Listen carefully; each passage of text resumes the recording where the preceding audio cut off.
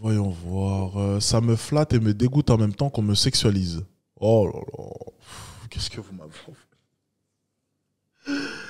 Alors, déjà, je vais réagir rien que par rapport à ce qui est écrit là. Ça me flatte et ça me dégoûte en même temps qu'on me sexualise. Ben, c'est exactement, on parlait de ça un peu tout à l'heure, hein, pour ceux qui se rappellent. Ben voilà, on est en plein dans la problématique, hein, c'est que les femmes ne savent pas ce qu'elles veulent et en fait elles ne se rendent pas compte qu'elles sont clairement dépendantes du regard des hommes. On en parlait avec la fille juste avant, hein. Bon, c'était il y a quelques minutes, hein, voilà. C'est exactement le problème que je pointe. C'est que les femmes, en fait, non mais réellement, elles n'ont pas conscience de la dépendance qu'elles ont vis-à-vis des hommes. Tu peux autant que tu veux prôner le oui, à bas le patriarcat, à bas les hommes, à bas le... Mais tu ne peux pas nier le fait que tu te valorises, ok, à travers le regard des hommes. Que tu le veuilles ou non. Que tu le veuilles ou non, tu te valorises à travers le regard des hommes. Ça, on ne peut pas le nier. Allez, écoutons sa vidéo. C'est marrant, parfois ça me dégoûte de ouf comment les mecs ils me sexualisent. Et en même temps ça me flatte, en même temps que ça me dégoûte. Et genre ça fait baiser. Et voilà. Et ben voilà. C'est exactement ça. C'est mon estime de moi-même. Elles ne peuvent pas, j'en parlais tout à l'heure, elles ne peuvent pas nier qu'elles se valorisent à travers le regard des hommes. Je le reprécise encore une fois, elles ne peuvent pas le nier, on ne peut pas nier la vérité. Et encore une fois, c'est une vérité qui est dure. Mais je le rappelle, la vérité n'est pas bienveillante ou malveillante, elle est ce qu'elle est, c'est la vérité. Et on l'a dit.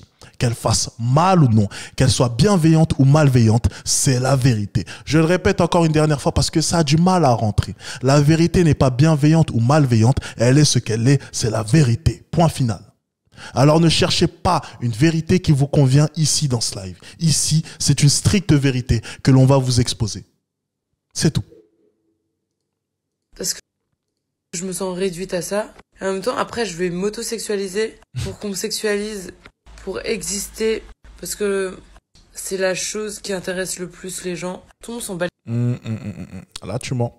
Là, ça aurait été bien qu'elle soit honnête jusqu'au bout, tu vois. Les gens, c'est pas les gens, tu vois. C'est sois honnête jusqu'au bout. C'est bien, t'avais bien commencé. Pour qu'on me sexualise, pour exister. Parce que c'est la chose qui intéresse le plus les gens. Tout le monde s'en bat. C'est pas les gens. C'est les hommes. Disons les termes. Et on avait vu d'ailleurs l'interview, vous savez, des femmes qui disaient que si on vivait que dans un monde de femmes, première chose qu'elles feraient, c'est pas se maquiller, partir comme... Ben, c'est vrai, parce que c'est pas les gens, c'est les hommes, en fait. Si tu creuses vraiment le problème jusqu'au bout, c'est les hommes. Bah, les couilles des œuvres d'art, désolé, mais quand t'as une meuf qui fait des peintures, tout le monde veut ton cul. Ah, des couleurs MDR. Pas besoin de faire que de la peinture, hein. Tout le monde veut ton cul déjà à la base. Hein. Trop marrant. Haha, des jolis dessins. Non, on s'en bat les couilles des jolis dessins. On veut ton cul, wesh. Bref. Donc, je me sexualise par l'attention parce que je suis une personne instable et que j'aime bien l'attention. Que ça me fait me sentir... Non, t'es pas une personne instable. Ça s'appelle être une femme. Voilà. Ça s'appelle être une femme. C'est F-E-2-M-E, femme. Voilà, ça s'appelle être une femme. C'est tout. Que je me kiffe, enfin bref, je suis fraîche. Bah, n'empêche que ça me dégoûte d'être terriblement, majoritairement réduite à une espèce de poupée sexuelle où je vais moi-même finir par m'auto-exploiter. Parce qu'il y a que comme ça qu'on m'aime. Je parle au niveau de mon image. Ça me déçoit et ça me dégoûte que les mecs me voient comme ça. En même temps, j'ai pas le choix. C'est vraiment parfois... Ah, c'est parce qu'elle a pas le choix. Faudrait savoir si elle recherche des prix Nobel dans sa vie ou bien des stéréotypes bien remplis. Hein, soyons tout à fait honnêtes. Hein. Elle n'a pas le choix, mais ça dépend aussi du type d'homme que tu recherches. Hein. Si tu as tendance à aimer les connards, ne viens pas nous faire les hypocrites devant la caméra en prétendant que tu n'as pas le choix. Oui, tu n'as pas le choix vis-à-vis du type d'homme que tu aimes, mais si tu recherchais des hommes qui, de leur côté, eux, respectaient peut-être la femme ou bien avaient une meilleure idéologie vis-à-vis de la femme, peut-être que de ton côté, tu ne serais pas obligé de faire tout cela. Encore une fois, non, ton argument n'est pas bon, jeune fille. Ton argument n'est pas bon. On va d'abord s'interroger sur le type d'homme que tu fréquentes et le type d'homme que tu recherches, surtout, avant tout. Donc non. C'est ton choix et tu fais les mauvais choix. Non. Tu as le choix. Tu as le choix. Mais c'est bien plus confortable de penser que tu n'as pas le choix parce que lorsque tu n'as pas le choix, tu ne peux rien y faire techniquement.